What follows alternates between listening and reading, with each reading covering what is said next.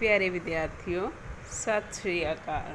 ਮੈਂ ਹਾਂ ਤੁਹਾਡੀ ਪੰਜਾਬੀ ਅਧਿਆਪਕਾ ਰਜਵੰਤ ਕੌਰ ਅਤੇ ਅਸੀਂ ਕਰ ਰਹੇ ਹਾਂ ਪੰਜਾਬ ਅਚੀਵਮੈਂਟ ਸਰਵੇ ਭਾਵ PAS ਨਾਲ ਸੰਬੰਧਿਤ ਤੁਹਾਡੇ ਸਿਲੇਬਸ 'ਤੇ ਆਧਾਰਿਤ ਪ੍ਰਸ਼ਨਾਂ ਦੀ ਦੁਹਰਾਈ।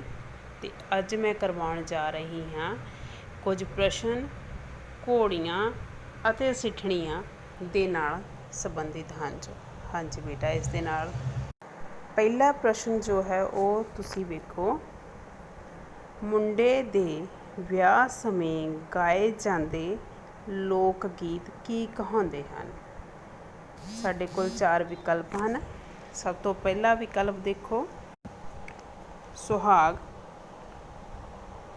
ਘੋੜੀਆਂ, ਟੱਪੇ ਜਾਂ ਸਿੱਠਣੀਆਂ। ਹਾਂਜੀ ਬੇਟਾ, ਅਤੇ ਤੁਹਾਨੂੰ ਪਤਾ ਹੈ ਨਾ ਕਿ ਮੁੰਡੇ ਦੇ ਵਿਆਹ ਸਮੇਂ ਕਿਹੜੇ ਲੋਕ ਗੀਤ ਗਾਏ ਜਾਂਦੇ ਹਨ? ਉਹਨਾਂ ਨੂੰ ਅਸੀਂ ਘੋੜੀਆਂ ਕਹਿੰਦੇ ਹਾਂ।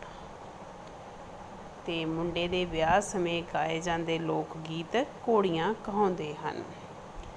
ਅਗਲਾ ਪ੍ਰਸ਼ਨ ਵੇਖੋ ਬੇਟਾ, ਘੋੜੀਆਂ ਵਿੱਚ ਕਿਸ ਦੀ ਵਡਿਆਈ ਕੀਤੀ ਗਈ ਹੁੰਦੀ ਹੈ? ਸਭ ਤੋਂ ਪਹਿਲਾਂ ਤਾਂ ਇਹ ਹੈ ਕਿ ਘੋੜੀਆਂ ਹੁੰਦੀਆਂ ਕਿਸ ਨਾਲ ਸੰਬੰਧਿਤ ਹਨ, ਅਤੇ ਉਸੇ 'ਤੇ ਆਧਾਰਿਤ ਤੁਸੀਂ ਇਸ ਦਾ ਉੱਤਰ ਵੀ ਸੋਚ ਸਕਦੇ ਹੋ। ਅਤੇ ਮੇਰੇ ਕੋਲ ਜੋ 4 ਵਿਕਲਪ ਹਨ ਮੈਂ ਤੁਹਾਨੂੰ ਉਹ ਦੱਸਾਂਗੀ ਅਤੇ ਤੁਸੀਂ ਦੱਸਣਾ ਹੈ ਅਤੇ ਆਪਣੇ ਦਿਮਾਗ ਵਿੱਚ ਸੋਚੋ ਕਿ ਇਸ ਪ੍ਰਸ਼ਨ ਦਾ ਉੱਤਰ ਕੀ ਬਣਦਾ ਹੈ। ਪਹਿਲਾ ਵਿਕਲਪ ਹੈ ਕੁੜੀ ਦੇ ਖਾਨਦਾਨ ਦੀ, ਮੁੰਡੇ ਦੇ ਖਾਨਦਾਨ ਦੀ, ਸ਼ਰੀਕਣਾ ਦੀ ਜਾਂ ਲਾਗੀਆਂ ਦੀ। ਹਾਂਜੀ ਬੇਟਾ, ਅਤੇ ਸਾਨੂੰ ਪਤਾ ਹੈ ਕਿ ਘੋੜੀਆਂ ਜੋ ਨੇ ਮੁੰਡੇ ਨਾਲ ਸੰਬੰਧ ਰੱਖਦੀਆਂ ਨੇ ਅਤੇ ਮੁੰਡੇ ਦੇ ਖਾਨਦਾਨ ਦੀ ਵਡਿਆਈ ਕੀਤੀ ਗਈ ਹੁੰਦੀ ਹੈ। ਘੋੜੀਆਂ ਵਿੱਚ ਵਡਿਆ ਕੇ ਦੱਸਿਆ ਗਿਆ ਹੁੰਦਾ ਉਸਦੇ ਖਾਨਦਾਨ, ਉਸਦੇ ਕਾਰੋਬਾਰ ਨੂੰ ਬਹੁਤ ਵਧਾ ਚੜ੍ਹਾ ਕੇ ਜਾਂ ਉਸਦੀ ਪ੍ਰਸ਼ੰਸਾ ਤੌਰ 'ਤੇ ਕੀਤੀ ਗਈ ਹੁੰਦੀ ਹੈ। ਅਤੇ ਇਸ ਪ੍ਰਸ਼ਨ ਦਾ ਉੱਤਰ ਕੀ ਹੈ ਕਿ ਮੁੰਡੇ ਦੇ ਖਾਨਦਾਨ ਦੀ ਵਡਿਆਈ ਕੀਤੀ ਗਈ ਹੁੰਦੀ ਹੈ। ਅਗਲਾ ਪ੍ਰਸ਼ਨ ਵੇਖੋ ਬੇਟਾ, ਮੁੰਡੇ ਦੇ ਵਿਆਹ ਦੇ ਸ਼ਗਨਾਂ ਵਿੱਚ ਕੌਣ ਹਿੱਸਾ ਨਹੀਂ ਲੈਂਦਾ? ਵਿਕਲਪ ਹਨ ਸਾਡੇ ਕੋਲ, ਭਾਬੀ, ਭੈਣ, ਵਿਧਵਾ ਔਰਤ ਜਾਂ ਮਾਂ। ਸਾਨੂੰ ਪਤਾ ਹੈ ਬੇਟਾ ਕਿ ਵਿਆਹ ਜੋ ਹੈ ਇੱਕ ਸ਼ਗਨਾਂ ਦਾ ਕੰਮ ਹੈ, ਇੱਕ ਸੁੱਖ ਸਮਰਿੱਧੀ ਮੰਗੀ ਜਾਂਦੀ ਹੈ, ਇਸ ਲਈ ਕਿ ਇਸ ਕੰਮ ਤੋਂ ਬਾਅਦ ਨਵੀਂ ਜੋੜੀ ਜੋ ਹੈ ਉਹ ਲੰਮੀਆਂ ਉਮਰਾਂ ਮਾਣੇ ਅਤੇ ਖੁਸ਼ੀ ਖੁਸ਼ੀ ਆਪਣਾ ਜੀਵਨ ਜੋ ਹੈ ਉਸ ਨੂੰ ਬਸਰ ਕਰੇ। ਇਸੇ ਆਧਾਰ 'ਤੇ ਜੋ ਪੁਰਾਣੀਆਂ ਰੀਤਾਂ ਚੱਲਦੀਆਂ ਆ ਰਹੀਆਂ ਹਨ, ਉਸੇ ਆਧਾਰ 'ਤੇ ਜੋ ਮੰਨਿਆ ਜਾਂਦਾ ਹੈ ਕਿ ਜੋ ਵਿਧਵਾ ਔਰਤ ਹੈ ਉਸ ਨੂੰ ਇਹਨਾਂ ਸ਼ਗਨਾਂ ਦੇ ਵਿੱਚ ਹਿੱਸਾ ਨਹੀਂ ਲੈਣਾ ਚਾਹੀਦਾ। ਅਤੇ ਸਾਡੇ ਇਸ ਪ੍ਰਸ਼ਨ ਦਾ ਉੱਤਰ ਹੈ ਵਿਧਵਾ ਔਰਤ। ਅਗਲਾ ਪ੍ਰਸ਼ਨ ਵੇਖੋ ਬੇਟਾ, ਹਰਿਆ ਨੀ ਮਾਲਣ ਲੋਕ ਗੀਤ ਦਾ ਕੀ ਰੂਪ ਹੈ? ਸੁਹਾਗ, ਟੱਪਾ, ਸਿੱਠਣੀ ਜਾਂ ਘੋੜੀ। ਹਾਂਜੀ ਬੇਟਾ, ਅਤੇ ਸਾਨੂੰ ਪਤਾ ਹੈ ਕਿ ਹਰਿਆ ਨੀ ਮਾਲਣ ਇੱਕ ਘੋੜੀ ਹੈ ਅਤੇ ਇਹ ਕਿਸ ਲੋਕ ਗੀਤ ਦਾ ਰੂਪ ਹੈ? ਘੋੜੀ। ਅਤੇ ਇਸ ਪ੍ਰਸ਼ਨ ਦਾ ਉੱਤਰ ਬਣਿਆ ਹਰਿਆ ਨੀ ਮਾਲਣ ਘੋੜੀ ਲੋਕ ਗੀਤ ਹੈ। ਅਗਲਾ ਪ੍ਰਸ਼ਨ ਵੇਖੋ ਬੇਟਾ, ਸਿੱਠਣੀਆਂ ਲੋਕ ਕਾਵਿ ਰੂਪ ਦਾ ਆਧਾਰ ਕੀ ਹੁੰਦਾ ਹੈ? ਈਰਖਾ, ਬੁਰਾ ਭਲਾ ਬੋਲਣਾ, ਮਖੌਲ ਮਸ਼ਕਰੀਆਂ ਨਾਲ ਹਾਸਾ ਪੈਦਾ ਕਰਨਾ ਜਾਂ ਜਾਂਝੀਆਂ ਨੂੰ ਨੀਵਾਂ ਦਿਖਾਉਣਾ। ਸਿੱਠਣੀਆਂ ਬੇਟਾ ਇਹ ਲੋਕ ਕਾਵਿ ਰੂਪ ਦਾ ਉਹ ਰੂਪ ਨੇ ਜਿਹਦੇ ਵਿੱਚ ਪਿਆਰ ਭਰਿਆ ਹਾਸਾ ਮਖੌਲ ਇੱਕ ਦੂਸਰੇ ਨੂੰ ਕਹਿ ਦਈਏ ਕੀਤਾ ਜਾਂਦਾ ਹੈ, ਅਤੇ ਜਿਹਦੇ ਵਿੱਚ ਜੋ ਵੀ ਸ਼ਬਦ ਜਾਂ ਜੋ ਮਾਹੌਲ ਪੈਦਾ ਕੀਤਾ ਜਾਂਦਾ ਉਹ ਐਸਾ ਹੁੰਦਾ ਕਿ ਕਿਸੇ ਨੂੰ ਇਸ ਵਿੱਚ ਕੋਈ ਬੁਰਾ ਨਾ ਲੱਗੇ। ਇਸ ਤਰੀਕੇ ਦੀਆਂ ਸਿੱਠਣੀਆਂ ਜੋ ਨੇ ਅਸੀਂ ਪੜ੍ਹਦੇ ਹਾਂ ਉਹ ਹੁੰਦੀਆਂ ਨੇ। ਅਤੇ ਆਪਾਂ ਵੇਖਦੇ ਹਾਂ ਕਿ ਉਹਦੇ ਵਿੱਚ ਕਿਸੇ ਨਾਲ ਵੀ ਬੁਰਾ ਭਲਾ ਜਾਂ ਕਿਸੇ ਦੇ ਕਹਿ ਦਈਏ ਕਿ ਬੇਇੱਜ਼ਤੀ ਵਾਲੇ ਸ਼ਬਦ ਨਹੀਂ ਵਰਤੇ ਜਾਂਦੇ। ਅਤੇ ਇਸ ਤਰ੍ਹਾਂ ਇਹਦਾ ਕੀ ਉੱਤਰ ਬਣਦਾ ਪ੍ਰਸ਼ਨ ਦਾ? ਮਖੌਲ ਮਸ਼ਕਰੀਆਂ ਨਾਲ ਹਾਸਾ ਪੈਦਾ ਕਰਨਾ।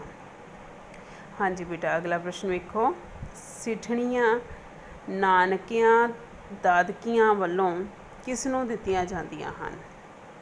ਵਿਕਲਪ ਦੇਖੋ ਬੇਟਾ, ਜਾਂਜੀਆਂ ਨੂੰ, ਪਿੰਡ ਦੇ ਮੋਹਤਬਰਾਂ ਨੂੰ, ਕੁੜੀ ਦੇ ਬਾਬਲ ਨੂੰ ਜਾਂ ਸ਼ਰੀਕਣੀਆਂ ਨੂੰ। ਹਾਂਜੀ, ਅਤੇ ਇਹ ਸਿੱਠਣੀਆਂ ਨਾਨਕਿਆਂ ਅਤੇ ਦਾਦਕਿਆਂ ਵੱਲੋਂ ਜਾਂਜੀਆਂ ਨੂੰ ਦਿੱਤੀਆਂ ਜਾਂਦੀਆਂ ਨੇ, ਅਤੇ ਇਸ ਪ੍ਰਸ਼ਨ ਦਾ ਉੱਤਰ ਹੈ ਜਾਂਜੀਆਂ ਨੂੰ। ਅਗਲਾ ਪ੍ਰਸ਼ਨ ਵੇਖੋ ਬੇਟਾ, ਜਾਂਜੀਓ ਮਾਂਜੀਓ ਕਿਹੜੇ ਵੇਲੇ ਹੋਏ ਜੇ। ਇਹ ਇੱਕ ਸਿੱਠਣੀ ਹੈ ਸਾਡੇ ਕੋਲ। ਇਸ ਸਿੱਠਣੀ ਕਾਵਿ ਰੂਪ ਦੀ ਜੋ ਸਤਰ ਹੈ, ਜਾਂ ਇਸ ਨੂੰ ਕਹਿ ਦਈਏ ਕਿ ਪੂਰਨ ਕਰਦਾ ਅਗਲੀ ਸਤਰ ਹੈ, ਉਹ ਤੁਸੀਂ ਦੱਸਣੀ ਹੈ। ਅਤੇ ਮੈਂ ਤੁਹਾਨੂੰ ਉਹ ਸਤਰ ਪੜ੍ਹ ਕੇ ਦੱਸ ਰਹੀ ਹਾਂ ਕਿ ਜਾਂਜੀਓ ਮਾਂਜੀਓ ਕਿਹੜੇ ਵੇਲੇ ਹੋਏ ਜੇ, ਖਾ ਖਾ ਰੱਜੇ ਨਾ ਢਿੱਡ ਕੇ ਟੋਏ ਨੇ। ਇਸ ਤਰ੍ਹਾਂ ਕੀ ਹੈ ਕਿ ਇੱਕ ਆਪਣੇ ਆਪ ਵਿੱਚ ਪੂਰਨ ਪ੍ਰਤੀਤ ਹੁੰਦੀ ਹੈ, ਅਤੇ ਸਾਨੂੰ ਕਿਤੇ ਨਾ ਕਿਤੇ ਕੁਛ ਅਰਥ ਇਹਦੇ ਵਿੱਚੋਂ ਸਮਝ ਆਉਂਦੇ ਨੇ। ਅਤੇ ਇਸ ਸਿੱਠਣੀ ਕਾਵਿ ਰੂਪ ਨੂੰ ਅਸੀਂ ਪੂਰਾ ਕਰਨ ਲਈ ਇਸ ਨਾਲ ਕਿਹੜੀ ਸਤਰ ਜੋੜਦੇ ਹਾਂ, ਖਾ ਖਾ ਰੱਜੇ ਨਾ ਢਿੱਡ ਕੇ ਟੋਏ ਨੇ। ਹਾਂਜੀ ਬੇਟਾ, ਅਗਲਾ ਪ੍ਰਸ਼ਨ, ਸਿੱਠਣੀਆਂ ਵਿੱਚ ਕਿਹੜੇ ਪ੍ਰਾਕਿਰਤਿਕ ਹਵਾਲੇ ਮਿਲਦੇ ਹਨ। ਵਿਕਲਪ ਦੇਖੋ ਬੇਟਾ, ਪੰਛੀ, ਘਰੇਲੂ ਵਰਤੋਂ ਦੇ ਸਮਾਨ, ਰੁੱਖ ਆਦਿ, ਜਾਂ ਘਰਾਂ ਦੀ ਬਣਤਰ ਦੇ, ਜਾਂ ਕੱਪੜਿਆਂ ਅਤੇ ਗਹਿਣਿਆਂ ਦੇ, ਅਤੇ ਜਾਂ ਫਿਰ ਇਹਨਾਂ ਵਿੱਚੋਂ ਕੋਈ ਨਹੀਂ। ਅਸੀਂ ਵੇਖਦੇ ਹਾਂ ਕਿ ਕਿਵੇਂ ਸਿੱਠਣੀਆਂ ਦੇ ਵਿੱਚ ਪੰਛੀ ਜੋ ਜਿਨ੍ਹਾਂ ਦੇ ਨਾਮ ਅਸੀਂ ਸੁਣਦੇ ਹਾਂ, ਚਮਗਿੱਦੜ, ਡੱਡੂ, ਚੂਹਾ, ਰਿਛ ਆਦਿ, ਜਾਂ ਫਿਰ ਕਹਿ ਦਈਏ ਕਿ ਪੁਰਾਣੇ ਜਿਹੜੇ ਰੁੱਖ ਨੇ ਉਹਨਾਂ ਦੇ ਨਾਮ ਵਿੱਚ ਲਏ ਜਾਂਦੇ ਨੇ, ਤੂਤ, ਟਾਹਲੀ ਆਦਿ, ਜਾਂ ਸਬਜ਼ੀਆਂ ਦੇ ਨਾਮ ਕੱਦੂ, ਕਰੇਲੇ।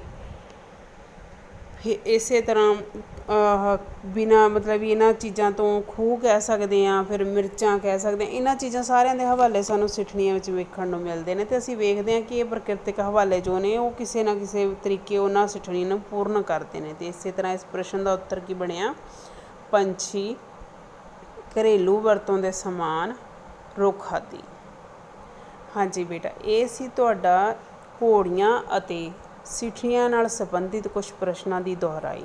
ਅਤੇ ਤੁਸੀਂ ਆਪ ਵੀ ਇਸੇ ਤਰ੍ਹਾਂ ਹੀ ਸਿੱਠਣੀਆਂ ਅਤੇ ਘੋੜੀਆਂ ਵਿੱਚੋਂ ਹੋਰ ਪ੍ਰਸ਼ਨ ਲੱਭਣੇ ਹਨ, ਅਤੇ ਆਪਣੇ ਆਧਾਰ 'ਤੇ ਉਸ ਦੀ ਦੁਹਰਾਈ ਕਰਨੀ ਹੈ, ਤਾਂ ਕਿ ਆਉਣ ਵਾਲੇ ਜੋ ਸਰਵੇ ਹੈ, ਜਿਵੇਂ ਪੰਜਾਬ ਅਚੀਵਮੈਂਟ ਸਰਵੇ ਵਿੱਚ ਤੁਸੀਂ ਬਹੁਤ ਵਧੀਆ ਤਰੀਕੇ ਆਪਣੀ ਜੋ ਹੈ ਪਰਫੋਰਮੈਂਸ ਨਿਭਾ ਸਕੋ, ਅਤੇ ਤੁਹਾਨੂੰ ਪੇਪਰ ਘਰ ਬੈਠ ਕੇ ਪੇਪਰ ਕਰਦਿਆਂ ਕੋਈ ਵੀ ਮੁਸ਼ਕਿਲ ਨਾ ਆਵੇ। ਤੁਹਾਨੂੰ ਇੰਝ ਲੱਗੇ ਕਿ ਅਸੀਂ ਪਹਿਲਾਂ ਤੋਂ ਸਾਰਾ ਪੜ੍ਹਿਆ ਹੋਇਆ ਹੈ, ਸਾਰਾ ਕੁਛ ਵੇਖਿਆ ਹੋਇਆ ਹੈ, ਅਤੇ ਤੁਸੀਂ ਬਹੁਤ ਖੁਸ਼ੀ ਨਾਲ ਪੇਪਰ ਦਿਓ। ਮੈਨੂੰ ਪੂਰੀ ਉਮੀਦ ਹੈ ਕਿ ਜਿਵੇਂ ਕਿ ਮੈਂ ਤੁਹਾਨੂੰ ਕੁਝ ਪ੍ਰਸ਼ਨ ਦੱਸੇ ਹਨ, ਤਾਂ ਤੁਸੀਂ ਪੂਰਨ ਜੋ ਘੋੜੀਆਂ 'ਚੋਂ ਪ੍ਰਸ਼ਨ ਬਣਦੇ ਹਨ ਜਾਂ ਸਿੱਠਣੀਆਂ 'ਤੇ ਆਧਾਰਿਤ ਪ੍ਰਸ਼ਨ ਬਣਦੇ ਹਨ, ਉਹਨਾਂ ਦੀ ਖੁਦ ਦੁਹਰਾਈ ਕਰੋਗੇ। ਧੰਨਵਾਦ ਬੇਟਾ।